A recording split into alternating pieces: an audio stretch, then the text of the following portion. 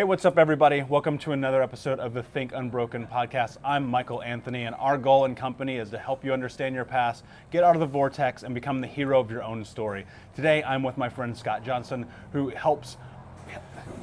How would you explain this, Scott? Because what he does is absolutely incredible. He helps people get out of addiction. Yeah, I work with people to reset their minds so they leave addiction behind, so it no longer has power over their lives. And I think this is going to, when we talk, it's going to really resonate for this group because there's a lot of parallels. Yeah, and there's 100%. a lot of it. There's also addiction is trauma. And so we all know that generally our audience, unfortunately, bless them, have been through a lot of trauma. Yeah. And so the parallels are perfect, actually. 100%, Yeah. and I believe that. And so, guys, if you're listening, I apologize. We're in Bali, so if you hear motorcycles, part of the game. Thank you so much for being patient. I'm telling you right now, the value that Scott's going to give us right now is going to help you in so many ways, so stick with us. So, Scott, let's just dive right in. Like, why do you do what you do?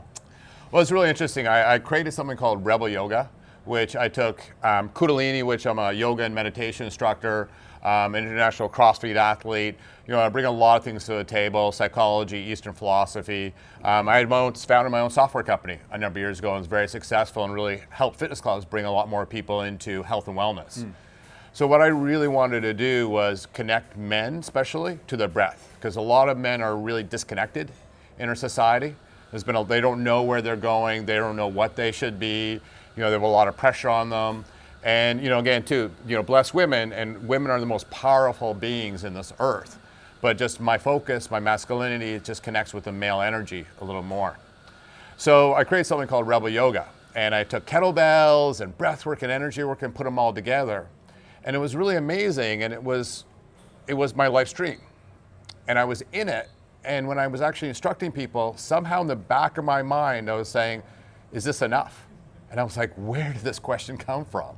Like, is this enough? I'm doing something amazing. I'm really helping people. And I ended up going back home. And I was staying with a friend of mine, and the cocaine was out, the alcohol was out, and you know, God bless him, he's 4 children. And I saw the pain that was created in the children, you know, what they were going through, and the parents had no idea. The pain in their relationship. And even me staying with them, I slowly saw them come back together a little bit more and start using less. The pain around. My father, unfortunately, died from alcohol abuse. I, to a certain extent, raised my sister because my mother was, God bless her, and she's recovered now, and she's a different person now. She was in and out of rehab. You know, I never thought that I had an addiction problem, but the reality is that when I was in my 20s, you know what? I was addicted to sex. I was addicted to power. I was addicted to controlling people. There were so many things I was addicted to, and that addiction, when I went under a lot of life's pressure, turned to drugs and alcohol, especially cocaine, and that was the number one thing. And kind of a lot of times drinking would set off the cocaine. So I don't know, it was an interesting thing. So kind of taking the long route to answer your question, but the reality is that when I went back home, I realized that the universe had a bigger plan for me.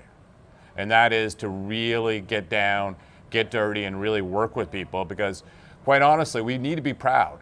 You know, Gandhi, had a big ego, but his ego was in service. This little man decided that he could help.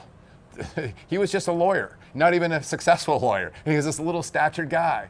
And he was going to take on the British realm, right? Just through his words and his actions, right? His ego was their ego of service. So I know that I have a special skill set that almost no one has. You know, the masculinity, the Eastern philosophy, the Western psychology, you know, bringing all the energy work. I'm a Kundalini yoga instructor, bringing it all together.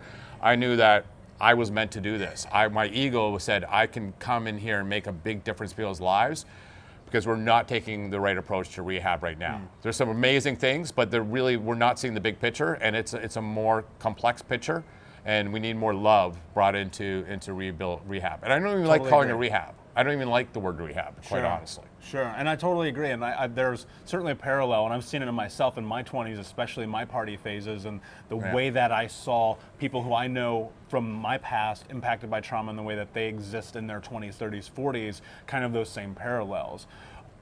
One of the things that people often ask me is, well, how do I find my purpose? How do I find my passion? How do I do that thing? And you talked about your ego guiding you towards this.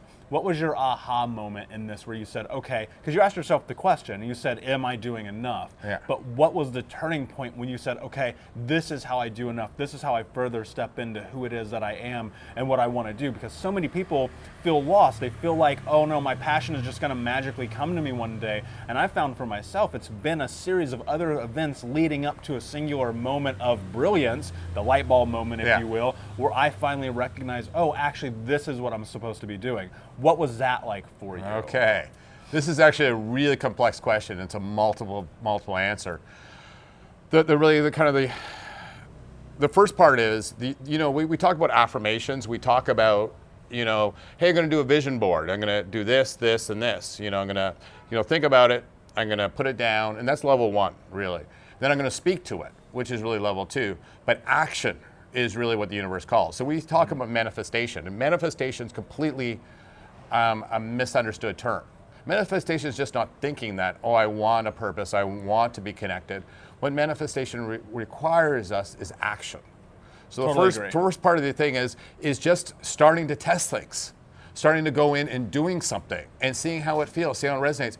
And for me, the Rebel Yoga wasn't a misstep, it was a stepping stone.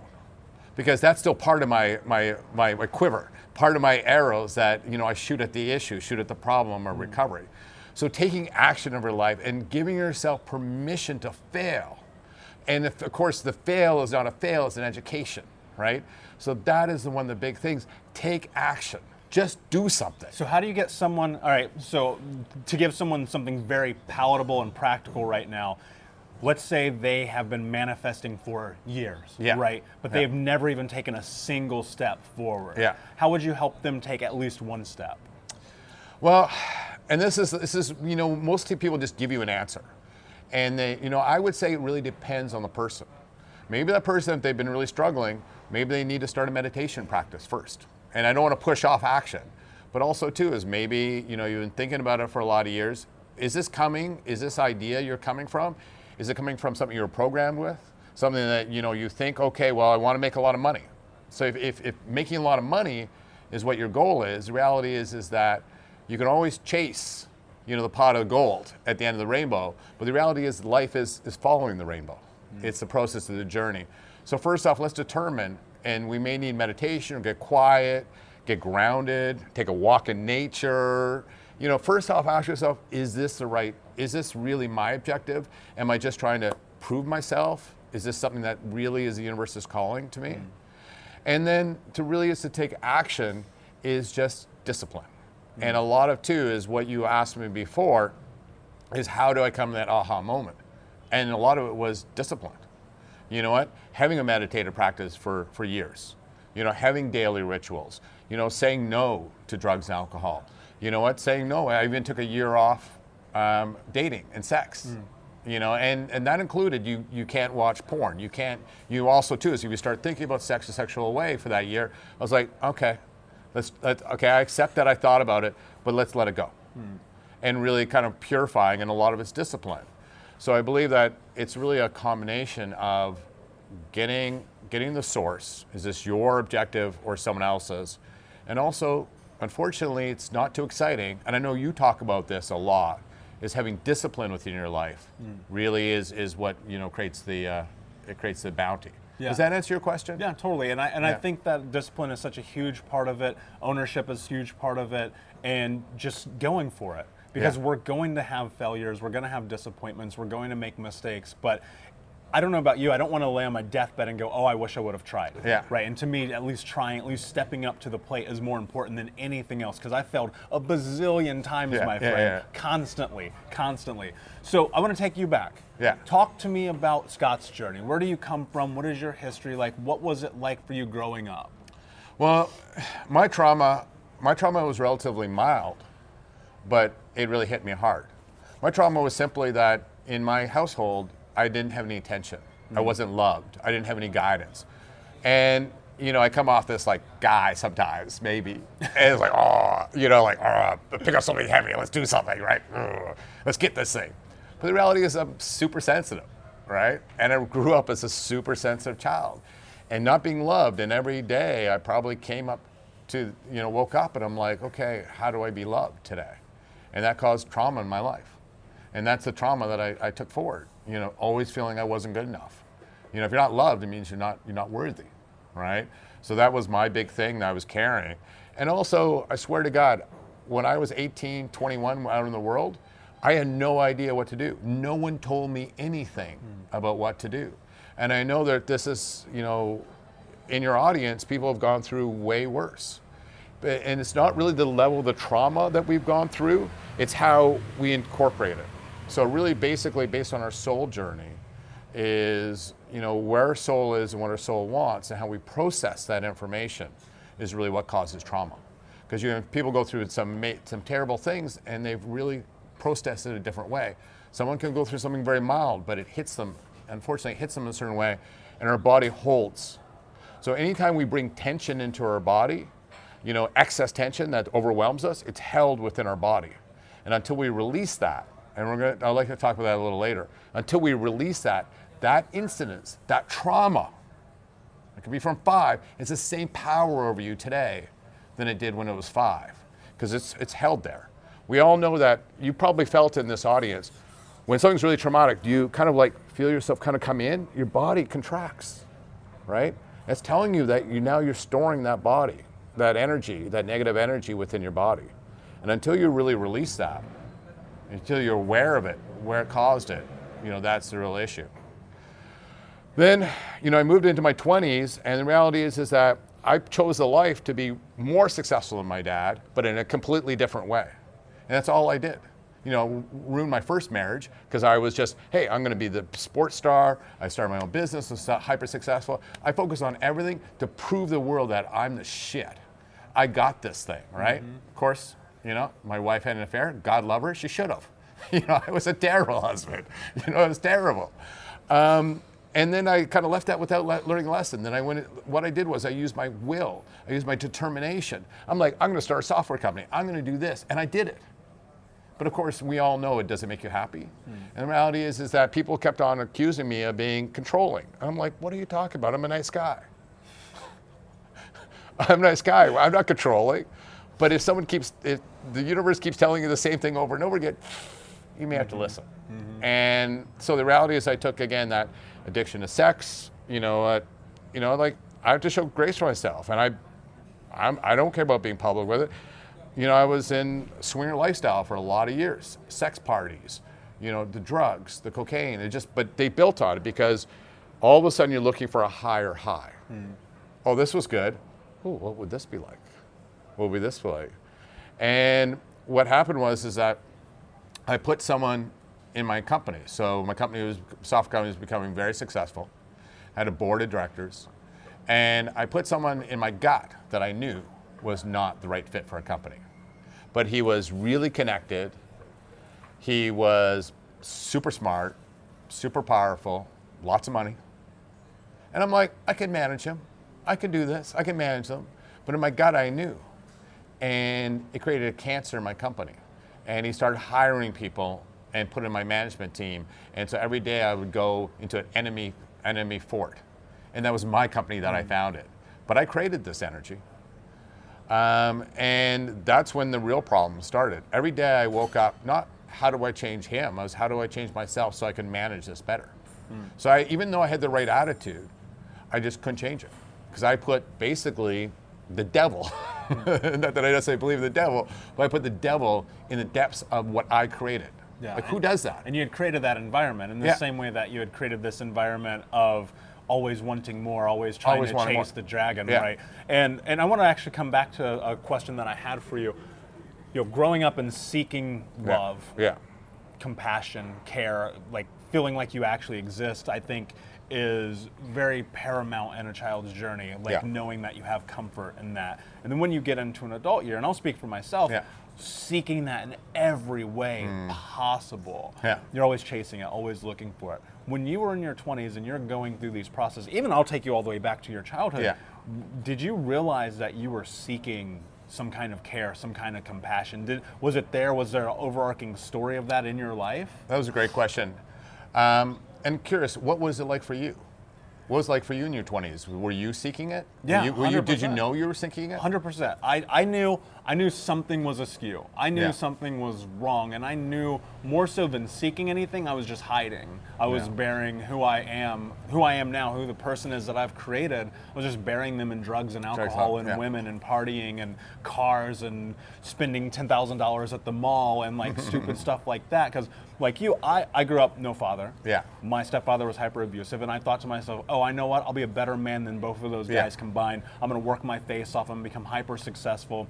And I did that, and I thought to myself, oh, I know exactly how to fix all the problems in my life. Money. So once I got money, my life then turned really intense. Yeah. Like the shit that I thought was crazy before was nothing yeah, compared yeah, to what yeah. I was putting myself through.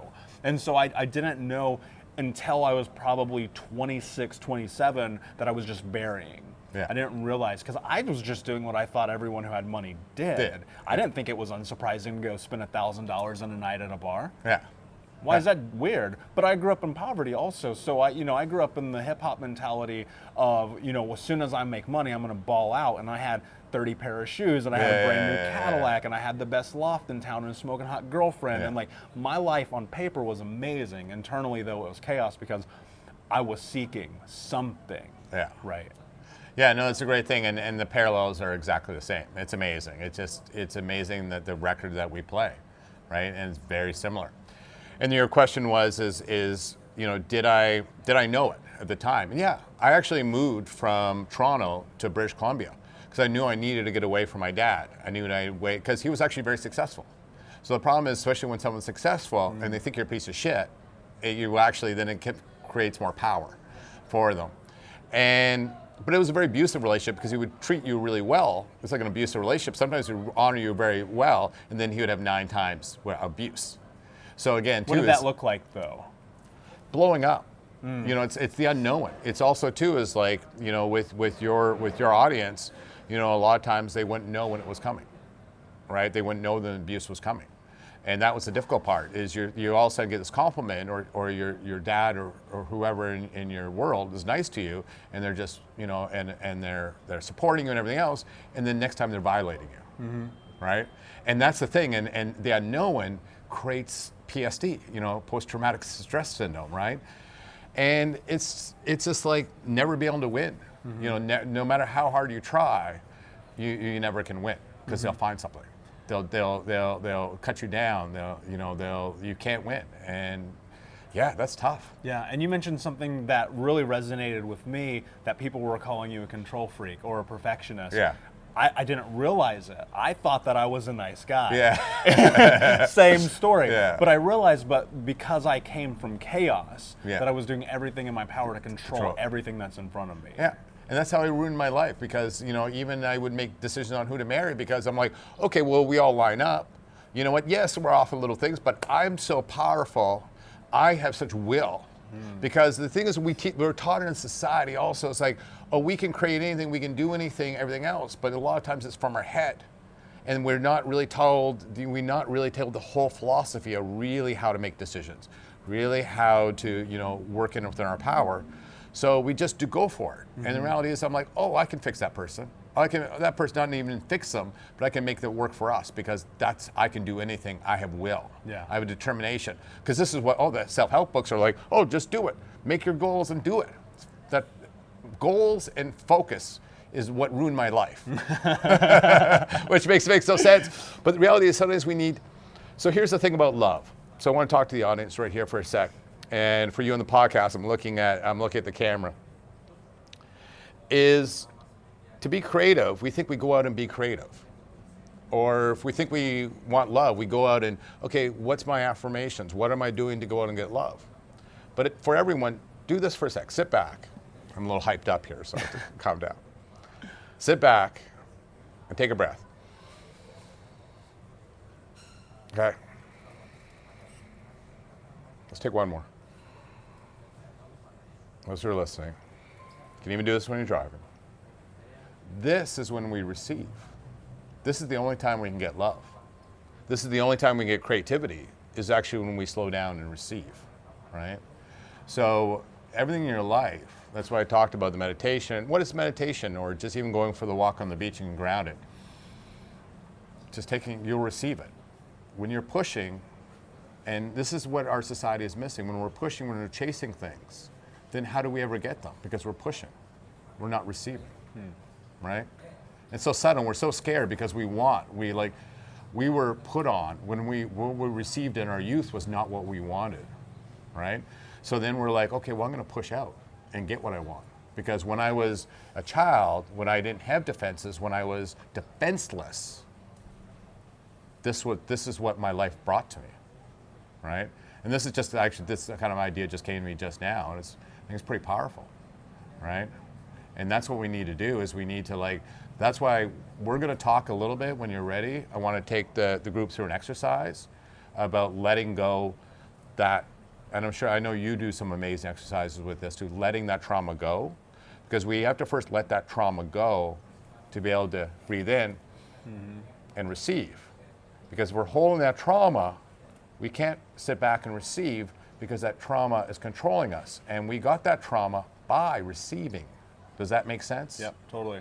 Yeah, and I think that such a huge part of what we do in healing, in this journey, is breath work. Yeah. And meditation is different for every single person, and I find for me, meditation has always been about just getting to a place where my mind isn't consumed with distraction.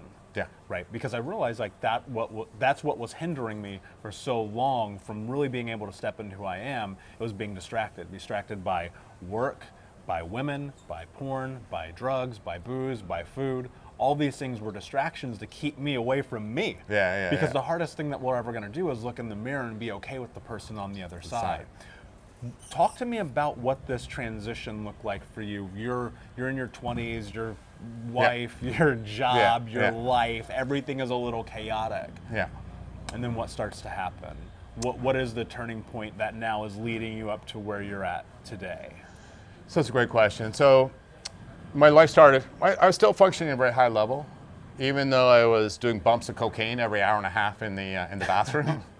I would do this, I thought I had it figured out, because at first it really worked. I would go to the bathroom, do this mini bump, and then it'd be really focused and things wouldn't bother me. Lunch, you may have that beer or two type of thing at lunch. And it kind of was working. I'm like, oh, no one knows.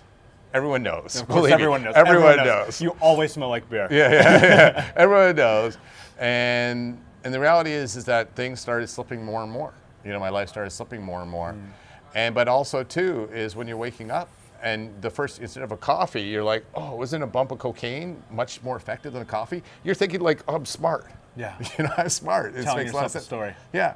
And when you get to that level, and even though I was still functioning high, I was still running this company, we were still doubling in our sales every year. We were making over $100,000 a month in profit, right?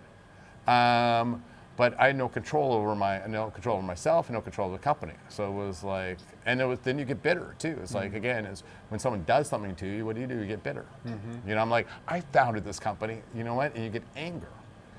But I got to a point where I just knew that I hit the wall. I wasn't able to make any changes. It was getting worse and worse at work. I'm using cocaine constantly. And by the grace of God, I just said, I just need to step away. What did hitting the wall look like? My wall wasn't then. So this is really interesting. My wall wasn't then. So what happened is that I walked away from the company. I'm like, well, maybe they can get a new CEO, because I still owned a large percentage of it. Maybe they get a new CEO, and maybe they can fix things, because it's not working with me. And I walked into a yoga class. And it's not about yoga, but what it was is at least somewhere I knew that I needed to get connected to my breath, get reconnected to myself. I sometimes went to yoga classes still high on cocaine. Which, by the way, it's a great way to have a heart attack or stroke. So I recommend it to everyone. But I didn't just stop. I actually did the slow burnout. We all have our own path. For me, is if I would have quit, I was in such a bad space and so unsupported that maybe that I wouldn't have been able to do it. Because if you take something away from your life, because the reality is that you talked about it, and that's the danger about talking about our stories, is that it sounds exciting. When you talked about, I got the best, hottest girlfriend, I'm like, oh, where is she? The best loft, the greatest parties. Yeah. I'm like, that sounds like fun. I want a little bit about that. Yeah, how do I get that? It's still sign me up. When we subtract, right, in life, it creates a vacuum if you don't add. You have to make sure it's balanced. So at that time, at least, I didn't have enough to add back into my life. So for my path, thank God, I didn't hurt anyone or kill myself in that process. I by slowly connecting over a year, slowly connecting to breath, going to more yoga classes, just, connecting, I slowly weaned off the cocaine, off the alcohol. And then I found myself sober, and I was married at the time. Obviously, I said at the time, it didn't end well, again.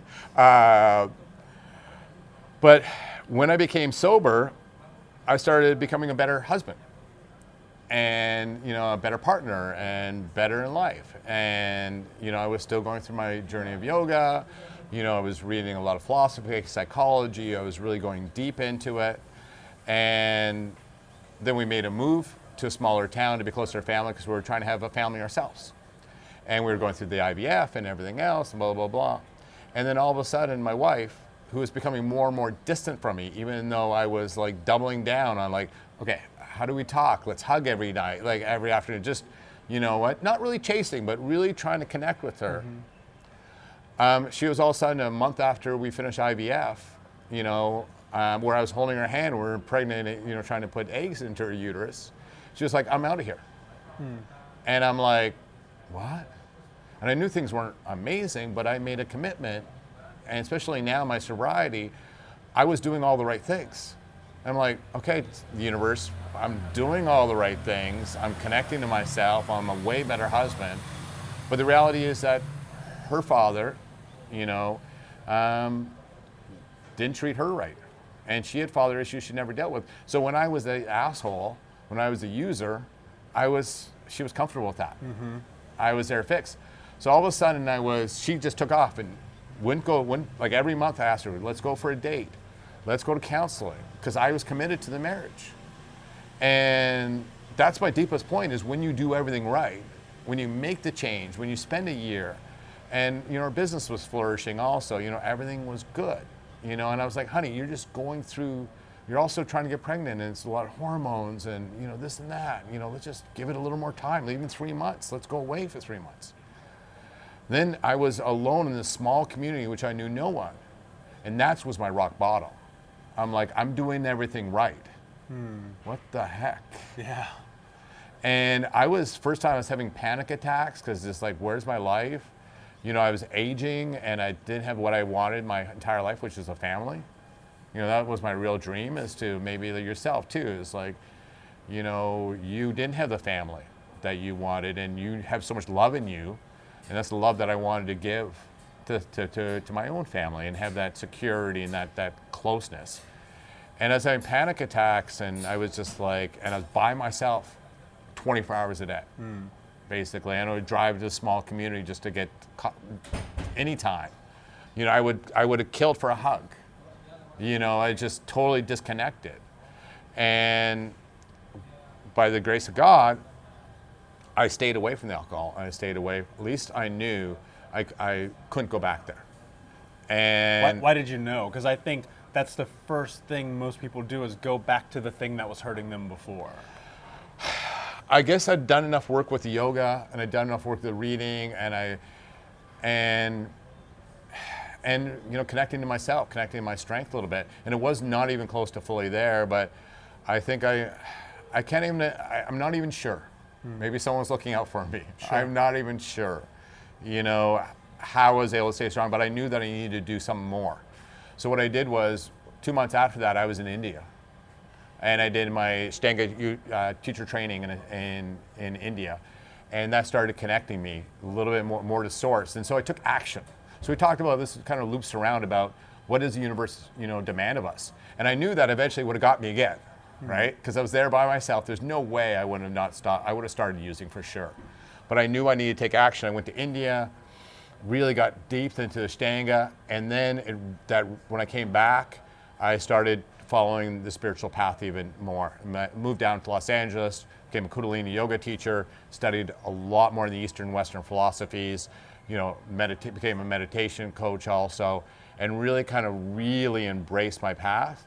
And the reality is now, what I have now, I wouldn't trade it for the world.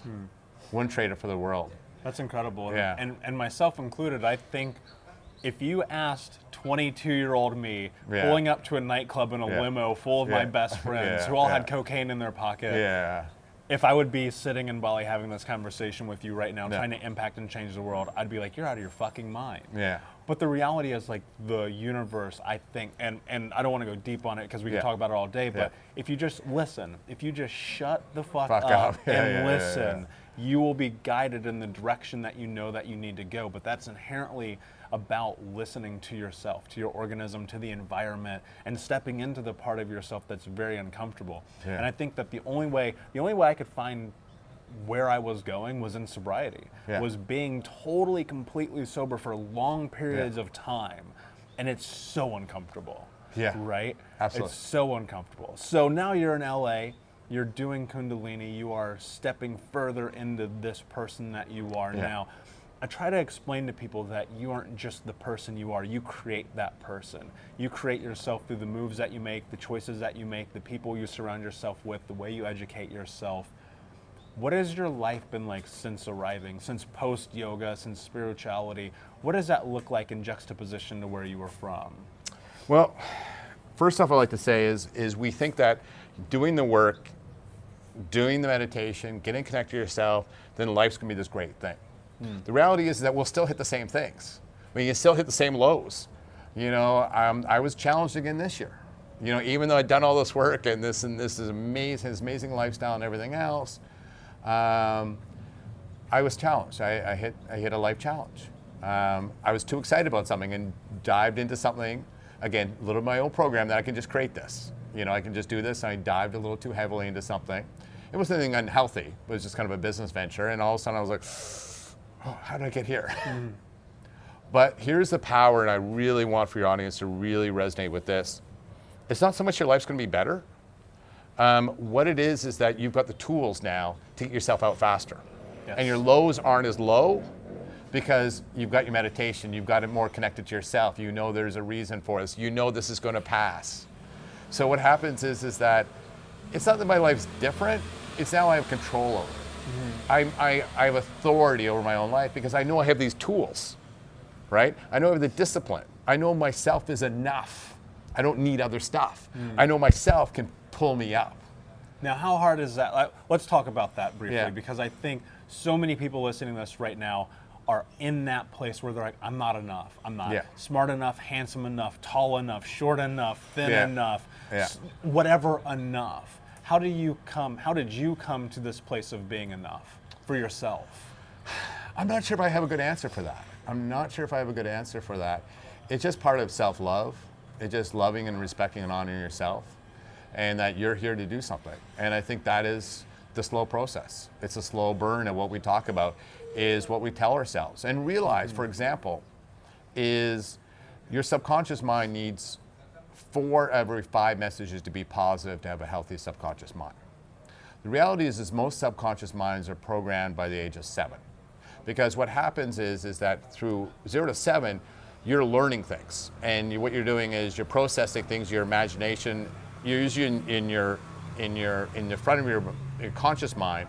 Conscious mind is the creative one. That's how a 6-year-old sees, broomsticks and, flies on the broomstick, right? It's your creative mind while you're programming your subconscious mind. So when you're programming your subconscious mind, what happens is that then you learn from your patterns of your father and your mother and your society and everything else how things work, right? So when you're doing stuff, you're like, I keep having these bad habits, right? And so I'm not worthy of it, right? That's where your subconscious, your thinking mind thinks, well, I'm not worthy of self-love because look at what a shit I am. Look what I'm doing. Well, a couple of things is happening. It's how you're speaking to yourself, but also a lot of it is to realizing it's your subconscious mind that is messing you up, because when we're thinking, our subconscious mind is doing everything else, right? Our subconscious mind is what our habits. That's why they talk about how many days, and 21 days is not enough really to create a habit. If it's a really easy habit, maybe, but a lot of times it takes way longer than that because you reprogram your subconscious mind, right? So I'm not sure if I was really clear with that, but the idea is that you've got to understand that you're bringing programming in, so your actions aren't necessarily your actions. Not to give you a free card, but a lot of your actions in your life where you're programming from ages 7 and below. Yeah. Right? And so that you've got to realize that before you start judging yourself, just realize you came in with programming that was put on you. Right? What happened to you as a child was put on you, and you're running that program. So it's not you that's doing that. You need to take responsibility for it, but it's not you necessarily doing these actions, not you being the shit, not you using, not you showing up to life. The reality is that it's the subconscious mind that's been putting into you. So that's why we do the breath work. That's why we do the self-talk. That's why we also start to think, when we're doing those things, okay, do I believe that from my dad or my mother or society, or do I really believe that? Where is that coming from? And to be able to step back from yourself and to observe yourself, be the observer of yourself, get distance from yourself. I had the instance where I was going through a bit of a tough time. Someone cut me off and I got angry and I pulled up beside them. I said, "Why'd you cut me off?" And then I realized he was like, "Oh, I didn't even realize I was doing it." And I was like, okay, I was running an old program and I got to get back to my meditation. Yeah. It's nothing to do with him. It's me, and it's my old programming. I just, I went back to the old programming. Yeah, and you've kind of developed those tools to be able to get back to that place when these things happen. Yeah, because they are, we are going to have setbacks. We are going to have instances in which we fall down. Yeah. Right, and we have to get back up. But having those tools there help you get back further. What's the number one way you do? What's the one technique you use to get back? That's what I'd love to know. The number one thing that I do for myself is just quiet. Yeah. It's just my space. It's just me turning inward and really asking myself the question of what is it that I want right now? What do I need right now? Because agency was stripped from me as a child. Yeah. And my wants, my needs, my interests, they were never there. Yeah. I was never allowed to even really exist. We grew up in a home where children are meant to be seen and not heard, and if you're heard, you better hide.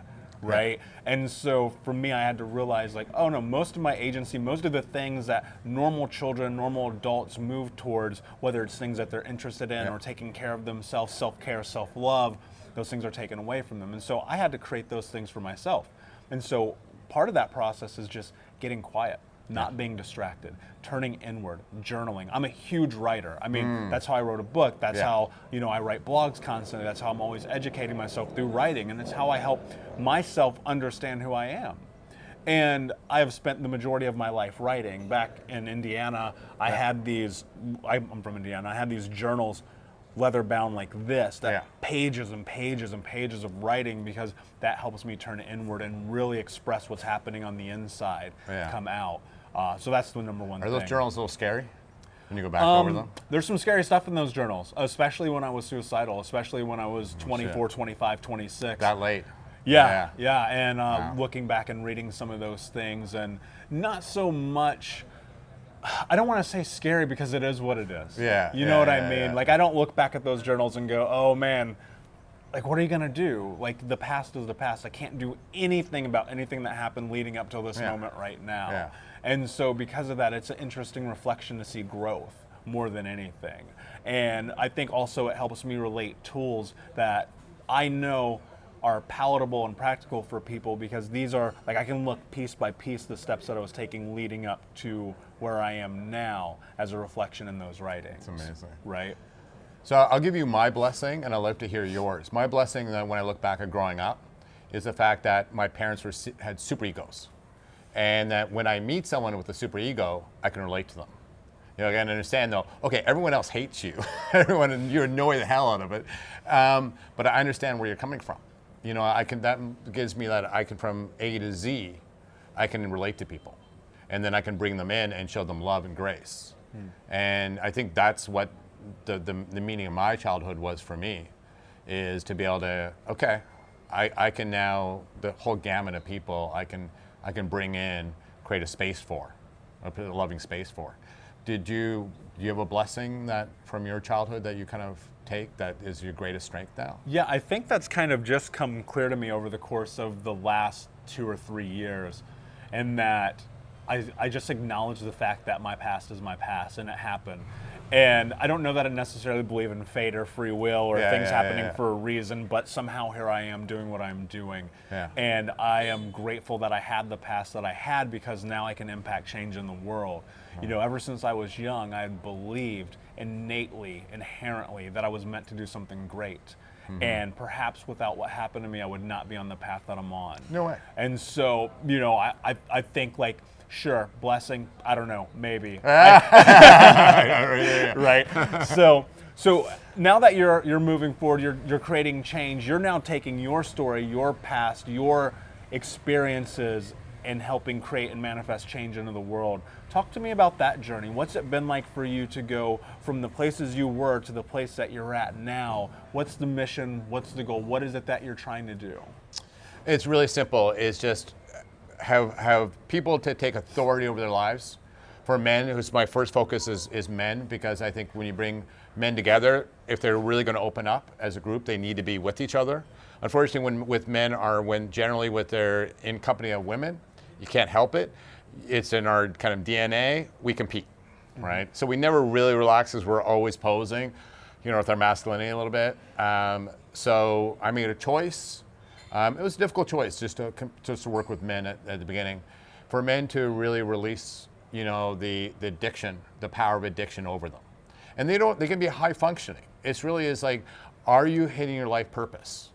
And if you're not hitting your life purpose, could alcohol or drugs be part of it? So you may just be on weekend benders, and that's normal in your community. Every one of your friends does that. Not a big deal. Yeah, not a big deal. But the reality is you have a 9-to-5 job, and your weekends are just drinking. And then what are you connecting with purpose? Are you getting a chance to get quiet? Are you a chance to real? Are you a chance to have energy to take action on things? So my big pet peeve, and I really like to stay positive. My thing is about non-judgment, and it's truly non-judgment, because I made all the mistakes. Like, I can't even tell you how many mistakes. Right. And things are shameful, shameful, but I show grace for myself. But the reality is that in AA, and who goes, the people go to AA and it works, God bless them. Whatever serves you is what serves you. Mm-hmm. But if I'm 5 years sober and I'm like, I'm Scott and I'm an alcoholic, well, you know what? I am an alcoholic. I'll always be an alcoholic. It means every day it's a struggle for me. It's a struggle for me to not drink because I'm an alcoholic or I'm a drug addict or whatever I call myself. I am are the two most powerful words in this universe. What we tell ourselves is what we become, what we are, and our future self. So what I did is created this blueprint. A blueprint, based on my experience. And what I've created is the fast track. And it's still gonna be a lot of work. I don't want to give your audience it's not gonna be a lot of work. But what I created was the fast track to, I don't want to call it sobriety, because that's a whole different thing. That means you're giving up something, you're denying yourself something. What I'm saying is I created a blueprint, which is the fast track to releasing the power that cocaine, drugs, alcohol, whatever has over you, to push it aside. Because reality now, to be quite honest, every once in a while I have a drink, right? And it was like, oh my God, he's an addiction person. He is having a beer. Well, the reality is it's no big deal, because it doesn't have any power over me. I don't go on benders, and I don't put up a couple lights, and then that would be an issue. But it has no power over me. I'm like, I could take it or leave it. A lot of times I'll have a glass of wine and drink half of it, because it's got no power. And that's what I want for the world, is for people to be liberated so they can make their own decisions. They can leave the drugs and alcohol behind, empower them, move into the world, and then do their purpose, do their great things, and live. I'm here to serve. That's the only thing I'm here to do, is to serve. And the more I can do, the greater it is. And talking about service, would it be a good time to take your audience through something that I think a message that I really would around forgiveness that I really would like to go through? Yeah, man, absolutely. Okay. This space is yours. Okay, awesome. I appreciate that. Thank you. So I want to just talk. It's gonna be a little bit of a pass. There's a little journey I'm gonna take people through. And the first thing is, let's just talk about what a gutless. You ever heard the term a gutless decision? No. No. Dive into this. Okay, let me press this. I have, but let's pretend that everyone else hasn't.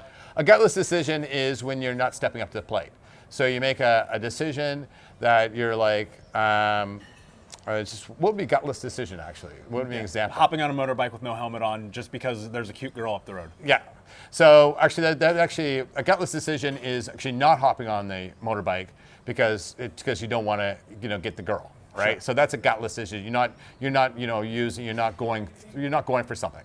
So what happens is that decision is in your head, and what we have in our head is fear, thought. Oh, I can't talk to that girl. I'm not good enough. Everything else, right? So it's a gutless decision.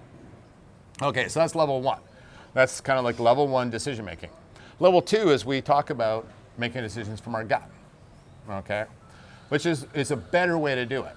You know, when we connect, you've heard the time, you know, what does your gut say, right? Always. That's how I live my life, by paying attention to that. Yes, and that is good to a certain extent. And this is where we're gonna go deep here. This is gonna get a little complex, but this is really powerful stuff. So everyone kind of hang on for this one. Now your gut can only do one of two decisions. It's yes or no. It's binary. It's a computer. It's 0 or 1, 0 or 1. Is this the right decision for me? Yes or no. Is that person a good person, or being a good person? It's yes or no. Now let's say that person, his wife just died, you know, a couple of days ago, and he's being self-centered and everything else. Well, the reality is your gut doesn't go there. Your gut is just making that decision. Is he being an asshole or is he not, right? So that's why the gut can be really powerful, and you really should, you know, start the decisions in your gut, but it's not enough. So I'm going to take everyone through a little bit of a drill here. So what we're going to do, it's going to be a little more difficult if you're driving, but maybe do this at home. What we're going to do is we're going to do a little bit of breathing exercise. And what we're going to do is we're going to pretend we're going to bring light in through just below our belly button, and we're going to breathe in, and we're going to raise the energy up through our sternum to our heart, and then we're going to breathe out through our throat, okay? So we're going to do this 3 times, and so it's going to stay here really quietly. We're going to close our eyes. So we'll do this with me. Breathing out. So breathing in slowly. Okay, you're slowly taking that energy in. Make that energy any color you want. You're breathing in, you're raising that energy, you're bringing it up through your heart and out through your throat. Do it 2 more times, breathing in.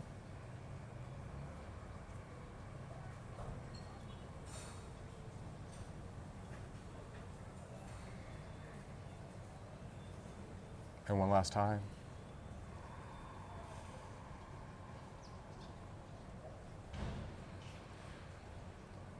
Great. Open your eyes up. How did that feel? Calming, Did it feel nice? relaxing. I can feel, because I know I carry a lot of tension in my body. Yeah. Even after relaxing and meditating, it always seems to like sneak back up. So Yeah. back to 0. And how what did I you call feel it. the flow? Yeah, it feels good. Feels good? It feels good. It feels, you know, it feels very much like reconnecting. Yeah. In a sense. That's beautiful. Yeah. When we do have a meditative practice, what happens is that we get that flow and we feel that flow. Unfortunately, you ask 95% of people, and what they do, and they'll say in society is like, I find I feel something here, like there's a line here almost. Do you ever feel that in your past before you had meditative practice? Absolutely, 100%. Yeah. It was so bad I actually went to doctors about it. No. It was so bad. Really, it was so bad I went to physical therapists for it. I went to massage therapists for it. My diaphragm was so incredibly tight, I couldn't take a breath deeper than like half a second. Oh my God! So For this years. is amazing that I brought up this example, and it hits home for you in your Yeah, past so totally. well. It's just like this is amazing. Cost me thousands of dollars to figure out I amazing. didn't know how to breathe right. Yeah, but it's more than that. What happens is, and why I took you all through it, and I hope a lot of you did it, and if you didn't, I really suggest you go back and try it maybe tonight before you go to bed and really calm. But a lot of times when we're bringing that energy up, is we feel it here, and we have a hard time really bringing it up through our heart, really bringing it up through our throat. So what happens is a lot of times we're blocked. So our second and third chakra, it controls sex and power. And it really is where our society is focused on a lot, is where we naturally hold power. Because you bring in something in, you're always kind of coming into your center when you bring tension in, right? And trauma is really, especially really held actually in your first chakra. Because trauma is self-identity, it's control, it's everything else. So it's really a lot of that trauma, abuse, you know, sexual abuse, and that's also in your second chakra, which was your genital area, right? So that whole area, especially for people of abuse, is really, unfortunately, held a lot. So you can't bring that up. Okay. So what happens when you have this line here? For one thing is you're not bringing decisions up to your heart. Because when you bring your decisions from your gut to your heart, then you take everything else in consideration. What was the path of that person? What was that person who just pissed me off? What's their day like? What's their past like? So when we just go from our gut and it's just about us, it's yes or no, and it's not about serving, it's a gutless decision. All these terms came from something. And we hear heartfelt. We made a heartfelt choice, a heartfelt decision. Because we brought it up to our heart and then we spoke it through our throat. Even that spiking through your throat, saying, Sat Nam, I have one truth, I speak one truth, right? That always feels better. So the reality is that when we go, and this is a very long way to go about this kind of main point I'm going to make, is that we can't forgive anyone of anything. And this is why this is the main point I wanted to make coming on to this podcast. Because if we were, for example, sexually abused as a child, right, and we're still holding that trauma in our body, then that person has the same power over us than they did the day they took advantage of us, the day they abused us. Because you're holding that same power. They have the same power over you, and you're wondering why you're not getting over things, because they're still holding that power over you. And the reality is that, so when we forgive, what's forgiveness? I choose to forgive. It's a gut, it's a yes or no, right? But the reality is that you can't fool your gut. Your gut is all knowing. That's why they say if you trust your gut, you'll always be fine. Which is true. You need to still bring the gut up to the heart, which we talked about, to make a conscious decision, right? But your gut isn't right 100% of the time. So the reality is when you say, I forgive, it's yes or no. And you know you're lying to yourself. Do you forgive that person? Hell no. That person abused you. That person took advantage of you. You were a child, and that person took advantage of you. How dare they? How do they get forgiveness? And if I forgive them, what happens if they abuse someone else? You know what? So you can give forgiveness, but your body's like, So you hold that power, and that's what's stopping the power here. What you need to do is you need to take that instance and say, okay, I'm going to bring this up to my heart. Okay? And what I'm going to do is I'm going to accept that that person had his own demons. That person had his own path. And I'm going to radiate love to my heart out that person, even if he's passed away, that he can be cleansed. Because what you don't want that person to come back, and if you do believe in reincarnation, come back with that same energy. Even if he's passed away, there's still power here. Giving him love, so his karma, his spirit now has that love, so he doesn't come back with it. Or that you give him that love, that you release your power and you're giving them love. And that's grace. And people do not understand grace. We think grace is about God. Grace is just showing grace, showing that I can accept that we're all in our past. We all make mistakes, even though that person's mistake was so horrid. But you're going to show love to the things, because reality is that the only reason Hitler existed because the vibration of all Germany was so low. You know what? When we bring love to anything, we bring the vibration up. So we need to bring the vibration up to humanity so that these things don't happen, that people don't have these warped minds that do these things to children, right? That's why we need to show love and grace. And it's difficult, and I'm not saying it's not difficult, but when we start giving grace and love, they lose that power. Yep. Powerful words, Scott. Lose that power. Yeah. Powerful words. Yeah. Yeah, my friend. I'm glad. Before I ask you my last question, tell everybody where they can find you. The best thing is on Facebook, on Reset 22. 22 is a master number, so you can create anything you want. And I'm just launching, just redoing my website right now. It should be up the next couple of days. It's reset22.com. So really, really easy to find. Beautiful. Guys, this episode has been incredible. I'm sure that there is so much in here that you're going to have to watch it again and again and again. And, breathwork is such a powerful, powerful process.